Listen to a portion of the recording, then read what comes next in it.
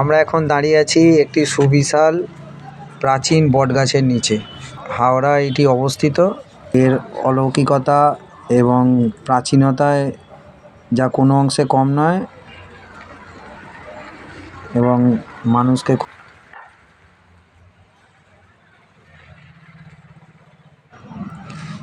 নমস্কার বন্ধুরা, আমরা দাঁড়িয়ে আছি এমন একটি জায়গায়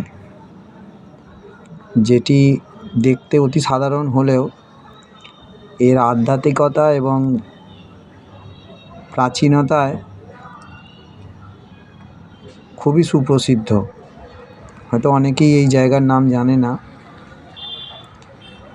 আমরা হাওড়ার বোটানিক্যাল গার্ডেনের সেই সুবিখ্যাত বটগাছের নাম তো সকলেই জানি, কিন্তু এছাড়াও আমাদেরই এই হাওড়া জেলার মধ্যে আছে এমনই এক সুপ্রাচীন বটগাছ, বটবৃক্ষ,